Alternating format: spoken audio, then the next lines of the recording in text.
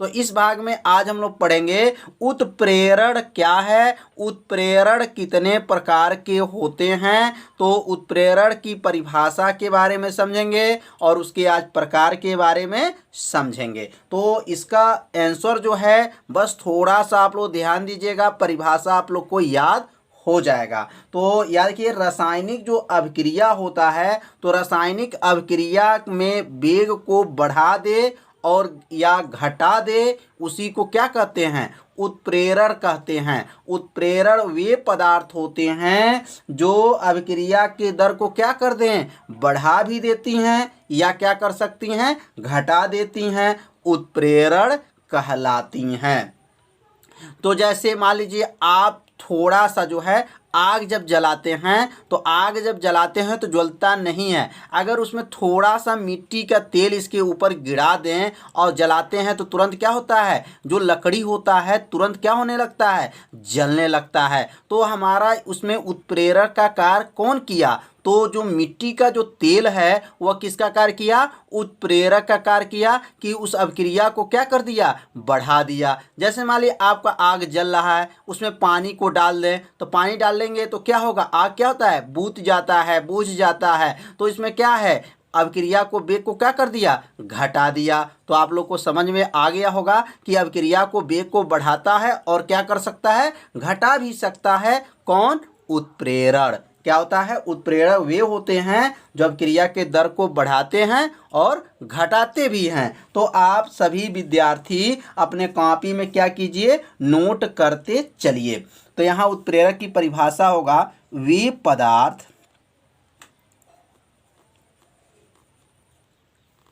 पदार्थ जो अभिक्रिया की दर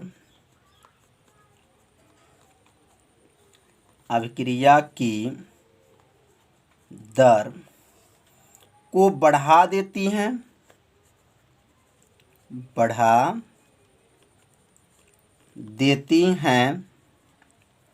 या घटा देती हैं। बढ़ा भी सकती हैं और क्या, घटा देती हैं,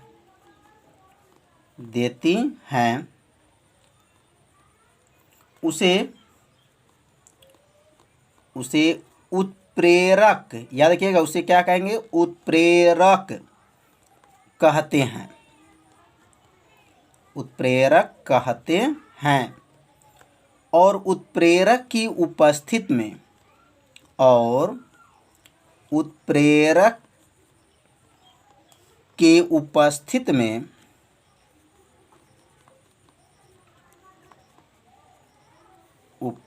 में होने वाली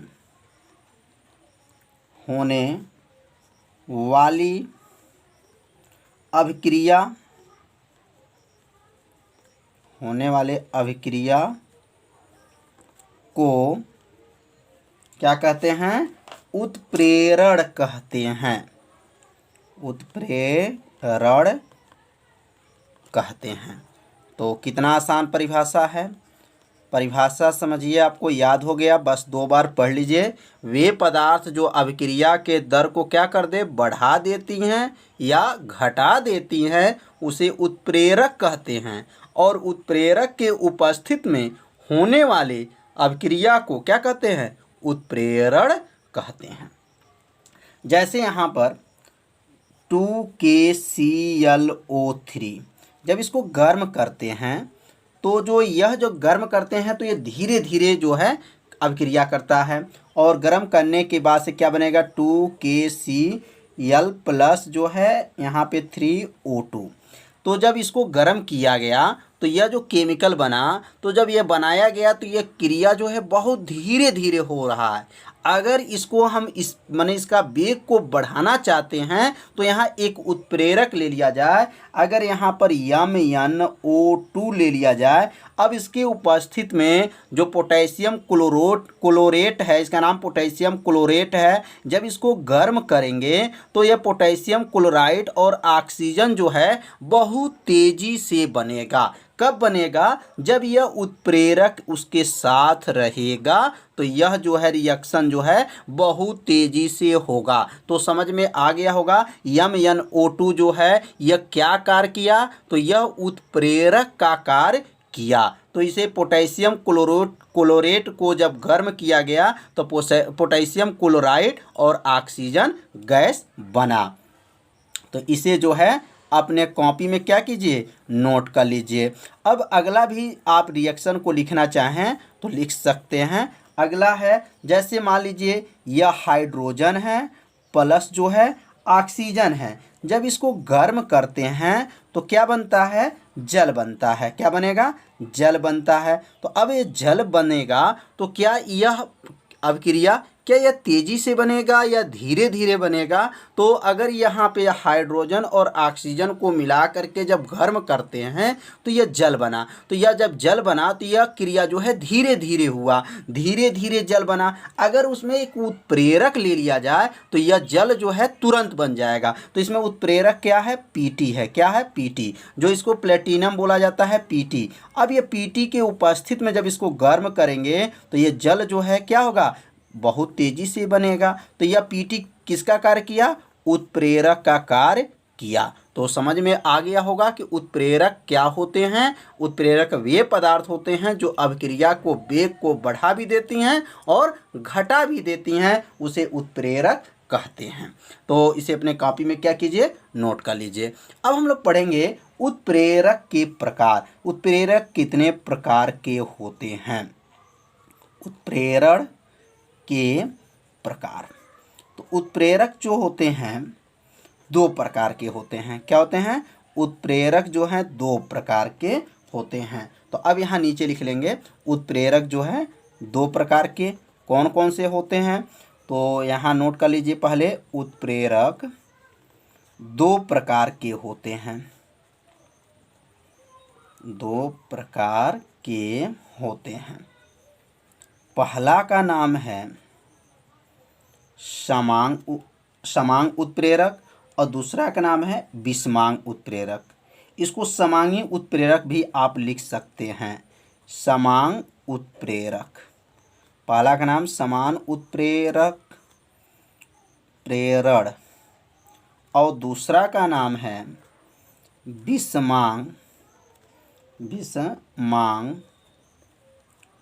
उत्प्रेरक।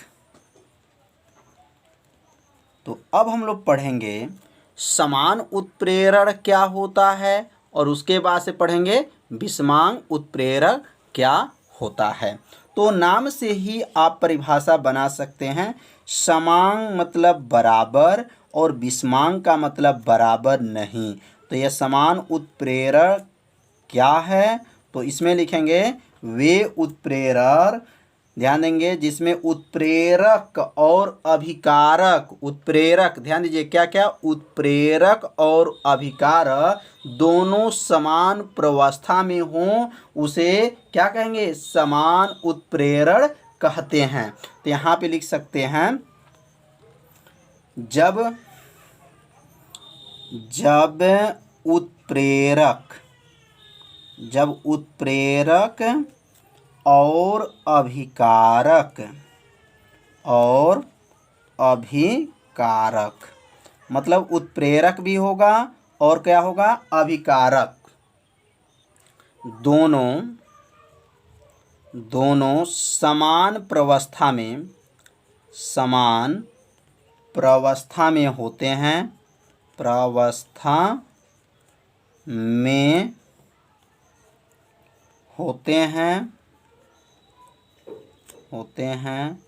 उसे समांग, ये ग है, ध्यान दीजिएगा, समांग उत्प्रेरक कहते हैं। उत्प्रेरण कहते हैं। तो थोड़ा सा परिभाषा एक बार और समझेंगे और एग्जाम्पल से इसका परिभाषा और भी अच्छे से आपको समझ में आ जाएगा। जब उत्प्रेरक और अभिकारक दोनों क्या हों, समान प्रावस्था में होते हैं, तो उसे क्या कहेंगे, समान उत्प्रेरण कहते हैं। जैसे यहाँ पे जो है SO2 जो सल्फर डाइऑक्साइड है प्लस जो है ऑक्सीजन है, गर्म किया गया और यहाँ जो बना सल्फर ट्राई ऑक्साइड बना। तो यहाँ जो यह जो कौन सा अवस्था है, तो यह जो SO2 जो सल्फर डाइऑक्साइड क्या है, तो यह गैस है और ये भी ऑक्सीजन क्या है, गैस है। तो इसे तो क्या कहते हैं, अभिकारक कहते हैं। ये तो अभिकारक हो गया। अब उत्प्रेरक इसमें क्या होगा, तो इसमें जब उत्प्रेरक जो होगा NO होगा। तो अब NO जो है, NO के उपस्थित में जब इसको गर्म करते हैं तो यह सल्फर डाइऑक्साइड बना। तो NO क्या है, तो NO जो है गैस है। क्या है, गैस है। तो यहाँ लिख सकते हैं गैस। अब यहाँ देखेंगे क्या ये दोनों समान अवस्था में है, तो यह जो है गैस है क्योंकि इसका नाम क्या, अभिकारक जो गैस है, और यहाँ उत्प्रेरक भी क्या है, गैस अवस्था में है। तो ये दोनों क्या है, समान अवस्था में है क्योंकि गैस गैस गैस है। अगर यहाँ द्रव द्रव द्रव है तो इसको समांग उत्प्रेरक कहा जाता है। तो समांग उत्प्रेरक आप लोग को समझ में आ गया होगा कि यह जो अवस्था है, मतलब अभिकारक भी और उत्पाद दोनों जो है किस अवस्था में है, तो समान अवस्था में है। इसी से क्या कहेंगे, समान उत्प्रेरक कहते हैं। अगर यहाँ गैस हो और यहाँ ठोस हो, ध्यान दीजिए, यहाँ गैस और यहाँ क्या हो, ठोस हो, तो यह समान नहीं है, उसे विषमांग उत्प्रेरक कहा जाएगा। तो समान उत्प्रेरक आप लोग को अच्छे से समझ में आ गया होगा। इसे अपने कॉपी में नोट कर लीजिए। अब हम लोग पढ़ेंगे विषमांग उत्प्रेरक क्या होता है। तो इसका उत्तर तो आप सभी विद्यार्थी बना सकते हैं। बस यहाँ क्या लिखेंगे, जब उत्प्रेरक और अभिकारक दोनों समान प्रावस्था में नहीं होते हैं, बस यही शब्द में जोड़ना है, नहीं होते हैं, उसे विषमांग उत्प्रेरक कहते हैं। तो अब यहाँ पे नोट कर लीजिए, विषमांग उत्प्रेरण।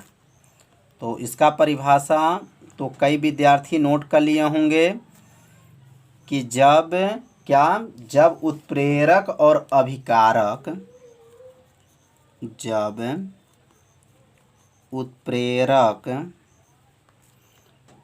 तथा अभिकारक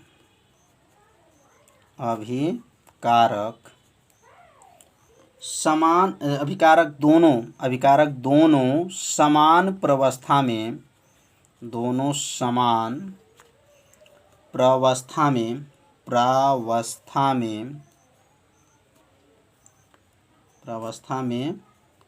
नहीं होते हैं,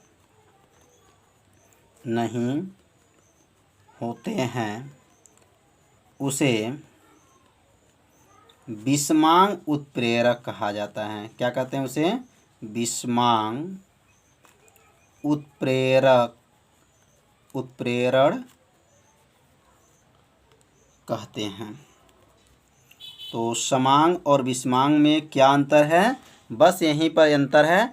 मतलब इसमें दोनों समान प्रावस्था में हैं तो समांग उत्प्रेरक होगा, दोनों समान प्रावस्था में नहीं होते हैं उसे विषमांग उत्प्रेरक कहते हैं। अब जैसे यहाँ पर यह हाइड्रोजन है प्लस ऑक्सीजन है, जब हाइड्रोजन और ऑक्सीजन को मिला करके जब गर्म करते हैं तो यह क्या बनता है, जल बनता है। तो जब जल बनता है तो यह कौन सा अवस्था है, तो H2 जो हाइड्रोजन जो है गैस है, यह गैस है, और ऑक्सीजन भी क्या है, गैस है। तो यह गैस हो गया।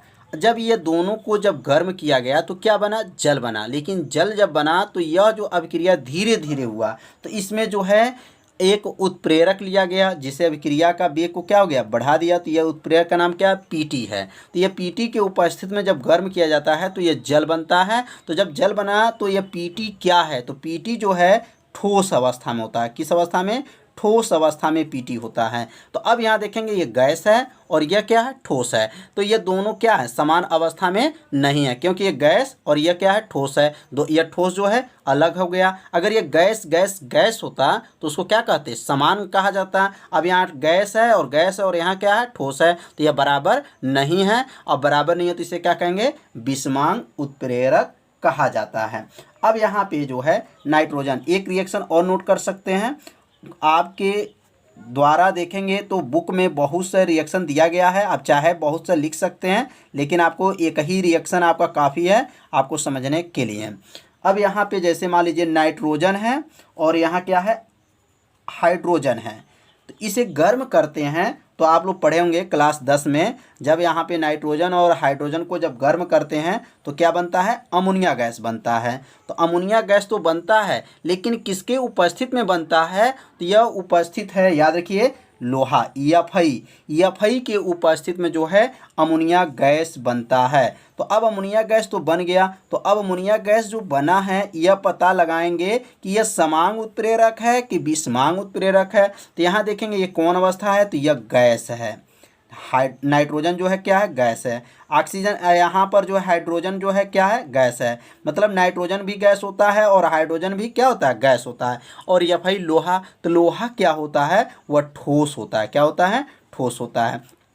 तो अब यहाँ देखेंगे यह गैस है और यह क्या है, ठोस है। तो यह जो है अवस्था जो है समान अवस्था में नहीं है। जब समान अवस्था में नहीं है तो इसे क्या कहेंगे, विषमांग उत्प्रेरक कहा जाता है। तो आप सभी विद्यार्थियों को यह समझ में आ गया होगा कि समांग उत्प्रेरक क्या है और विषमांग उत्प्रेरक क्या है। अब हम लोग पढ़ेंगे उत्प्रेरक का वर्गीकरण क्रियाशीलता के आधार पर, मतलब क्रियाशीलता के आधार पर उत्प्रेरक कितने प्रकार के होते हैं। तो अब यहाँ नोट कर लीजिए, क्रियाशीलता के आधार पर, क्रियाशीलता के आधार पर उत्प्रेरक के प्रकार।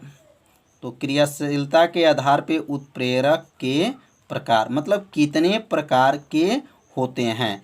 अभी हम लोग पढ़े उत्प्रेरक का प्रकार जो पढ़े हैं, दो प्रकार, समांग उत्प्रेरक और क्या है, विषमांग उत्प्रेरक। अगर क्रियाशीलता के आधार पे देखा जाए तो उत्प्रेरक कितने प्रकार के होते हैं, तो क्रियाशीलता के आधार पे उत्प्रेरक जो होते हैं 4 प्रकार के होते हैं। तो पहला, दूसरा और तीसरा और यहाँ लिखेंगे चौथा। तो पहला का नाम क्या है, तो पहला का नाम याद रखिएगा, धनात्मक उत्प्रेरक। क्या नाम है, धनात्मक उत्प्रेरण।